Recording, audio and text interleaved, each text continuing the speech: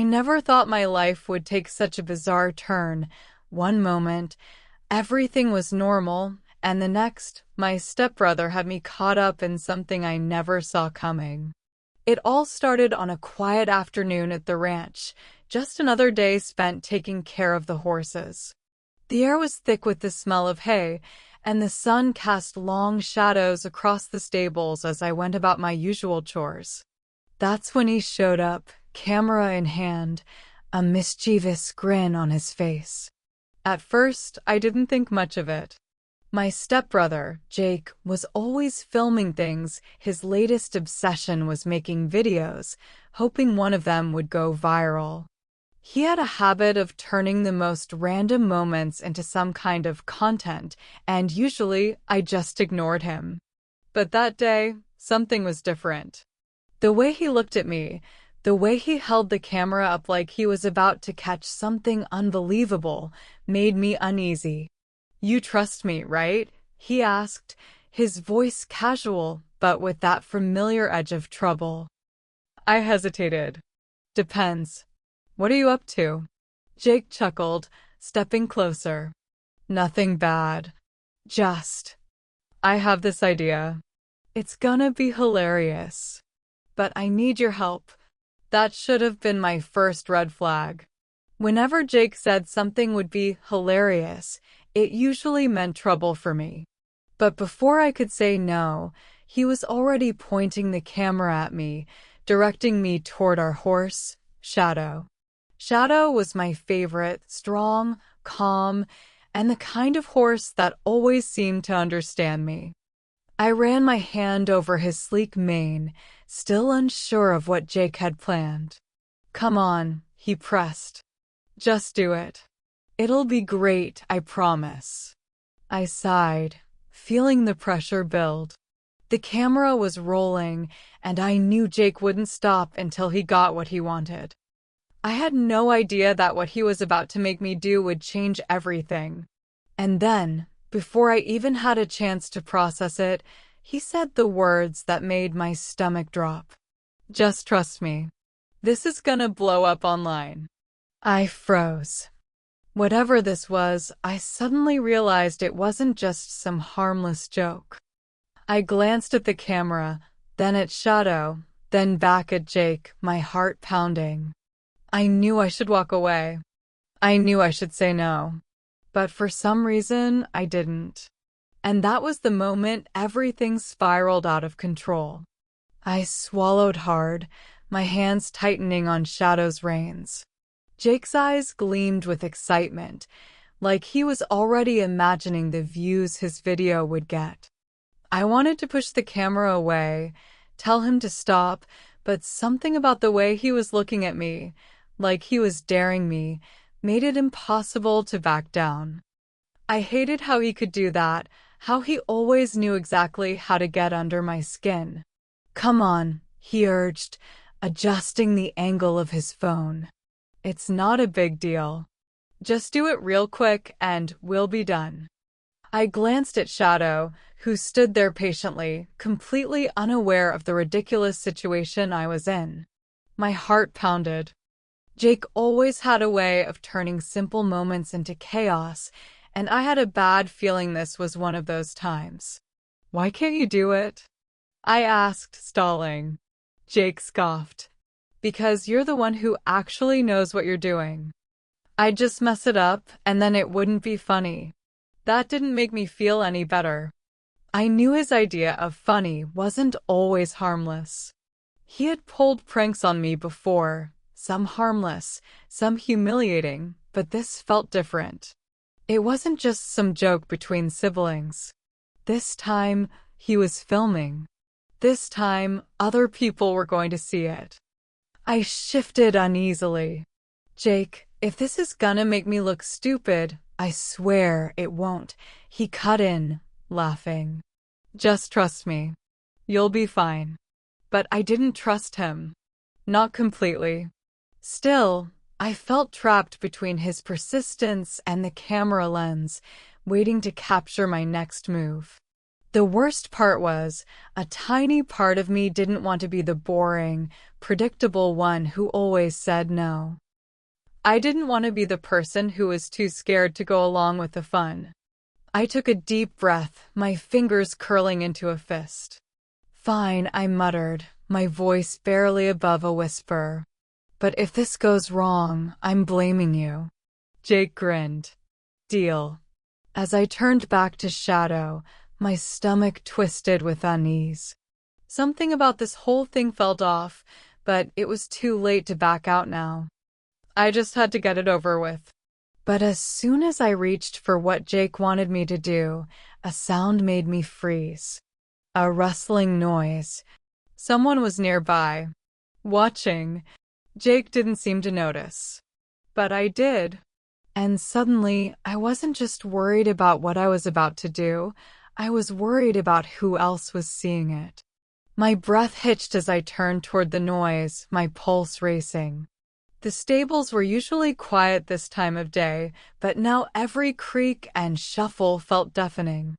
I scanned the area, my eyes darting between the wooden stalls, half expecting someone to step out. But no one did. "Did you hear that?" I whispered, barely moving my lips. Jake barely glanced up from his phone. "What?" "No, you're just paranoid." But I wasn't. Something about that sound, too deliberate, too close, sent a shiver down my spine. I wasn't just worried about being caught doing whatever ridiculous thing Jake had in mind. I was worried about who might already be watching. Shadow shifted beside me, his ears twitching. He sensed it too. I placed a hand on his side, steadying both of us. "Maybe we should stop," I said slowly, my voice tight. "If someone's here," Jake groaned. "Seriously? You're backing out now." His frustration was obvious, but for once I didn't care. Then another sound, this time, footsteps. My stomach dropped. I wasn't imagining it. Someone was here. Jake finally tensed, lowering his phone. Okay, maybe that wasn't just the wind. A sharp breath escaped me as I turned toward the entrance, where a shadow flickered against the barn wall. Someone was standing just outside, watching, waiting, and just like that, whatever stupid plan Jake had in mind didn't seem to matter anymore. Because now we had a much bigger problem. The air felt thick, charged with something I couldn't name. My body was tense, every muscle tight as I locked eyes with Jake. He was finally taking this seriously, his grip tightening on his phone. For once, he didn't have a smart remark. That alone sent another wave of unease through me. Shadow let out a sharp exhale, shifting restlessly beside me. Horses had instincts stronger than ours. They could sense danger before we even knew it was there. And right now, he was on edge. I swallowed hard, my throat dry. The shadow outside the barn didn't move, but it was still there, just barely visible in the dim light filtering through the gaps in the wooden walls. I strained my ears, trying to hear past the pounding of my own heartbeat. Was it just one person? More? Were they waiting for something? Jake finally broke the silence, his voice low. "Maybe we should go inside." I nodded slowly, careful not to make any sudden movements. "Yeah." But just as we took a step back, the barn door creaked. Someone was pushing it open. A cold rush of panic surged through me. My mind raced. Who could it be? A ranch worker? Our dad? A complete stranger? The door swung wider, the light from outside spilling into the barn. My breath caught as a figure stepped inside, their face still hidden in shadow. Jake gripped my arm, his phone forgotten in his other hand. For once, he wasn't thinking about recording. He was thinking exactly what I was. Whoever was standing in front of us wasn't supposed to be here. And we had no idea what they wanted. The figure stepped forward, and for a split second, I thought I recognized them. The way they moved, the slight tilt of their head, it felt familiar, but not in a way that made me feel any safer. My breath hitched as they finally stepped into the light, and my stomach twisted in confusion. It wasn't a stranger. It was Mason, one of the ranch hands who had worked here for years. Relief washed over me for half a second before I noticed the look on his face. He wasn't here by accident. He wasn't just passing through. He had been watching us. "What are you two doing?" His voice was calm, too calm, like he already knew the answer. His sharp gaze flicked to Jake's phone, then back to me. Jake tensed beside me, his grip on my arm tightening slightly. "Nothing," he said quickly, too quickly. "We were just—" Mason cut him off with a slight shake of his head. I heard everything. My heart dropped. What did he mean by everything? How long had he been there? What exactly had he seen? Jake shifted uncomfortably. "Look, man, whatever you think, I don't think," Mason interrupted, his voice low. "I know." A silence stretched between us, thick and suffocating. Shadows stomped a hoof, restless, mirroring the tension in the air. I felt like I was standing at the edge of something, the ground crumbling beneath me. Then Mason did something I wasn't expecting. He pulled out his phone. For the first time, Jake looked genuinely nervous.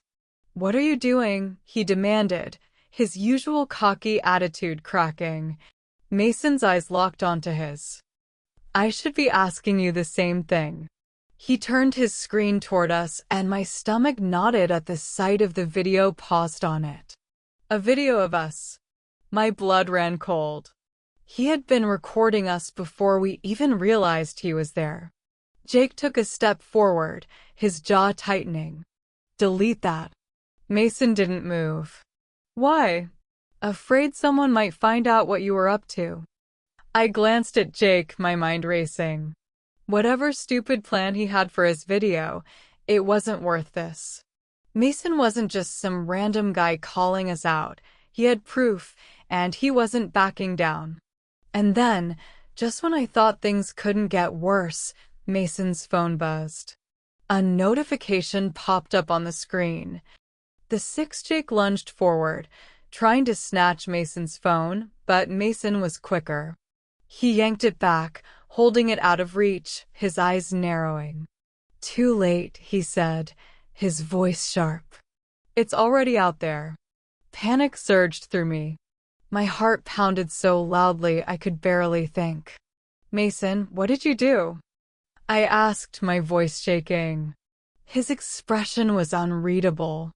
"I made sure you weren't the only ones with footage." Jake swore under his breath, running a hand through his hair. "You don't even know what you just did." Mason crossed his arms. "No, I think I do." I turned to Jake, my pulse racing. "Tell me the truth. What was on your video?" He hesitated, just for a second, but that was all it took. A sinking feeling settled in my stomach. I had gone along with him, ignored my instincts, and now something was out there that couldn't be taken back. Jake finally exhaled sharply. It was just supposed to be a joke. A prank. Nothing serious. I clenched my fists. "Then why do you look so guilty?" Mason's phone buzzed again, and he smirked slightly, shaking his head. "You guys might want to check your notifications." Dread pooled in my stomach as I pulled out my phone. My hands trembled as I opened the app. And then I saw it. The video was everywhere.